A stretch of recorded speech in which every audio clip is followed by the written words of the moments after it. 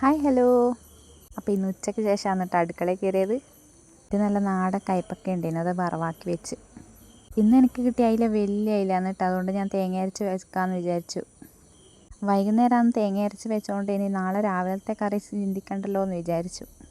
ഒരു കറി വെക്കുമ്പോൾ എല്ലാം പ്ലാൻ ആക്കിയിട്ട് വെക്കുക. അയിലത്തല കഴിക്കാത്തവരാണോ നിങ്ങൾ? എന്നാൽ നിങ്ങൾ മസ്റ്റായിട്ടും കഴിക്കണം കേട്ടോ. നല്ല ടേസ്റ്റാണ് ഇത് കഴിക്കാൻ വേണ്ടിയിട്ട്. അപ്പോൾ നല്ല തിളച്ച് വരുന്നുണ്ടേ. എന്തായാലും ഒന്ന് വറ്റി വരട്ടെ, അടിപൊളിയായിരിക്കും. നല്ല വറ്റി വന്നപ്പോൾ നല്ല പച്ച വെളിച്ചെണ്ണ ഒഴിച്ച് ഇറക്കി വെച്ചു. ഇത് ഉണ്ടാകാൻ തന്നെ വേറെ കറീൻ്റെ ആവശ്യമൊന്നുമില്ല, അത്രക്കും രസമാണ്. റേഷനേറ്റ് ചോറുമാണെങ്കിൽ പിന്നെ പറയേണ്ട ആവശ്യമില്ല. അതിറക്കി വെച്ചിട്ട് അപ്പാടനെ കുടിക്കാനുള്ള ചൂടുവെള്ളമാക്കി വെച്ചു. ഇനി നല്ല ചായ ആക്കി ഫ്ലാസ്കിലാക്കി വെച്ചിട്ട് വേണം കുളിക്കാൻ പോകാൻ. കുളിയും കഴിഞ്ഞ് ചായയും കുടിച്ച് മീനും പൊരിച്ച് വെച്ച്. അപ്പോൾ ഇന്നത്തെ വീഡിയോ ഇത്രയേ ഉള്ളൂ. വീഡിയോ ഇഷ്ടമായി ലൈക്ക് ചെയ്ത് സബ്സ്ക്രൈബ് ചെയ്ത് സപ്പോർട്ട് ചെയ്യാൻ മറക്കല്ല.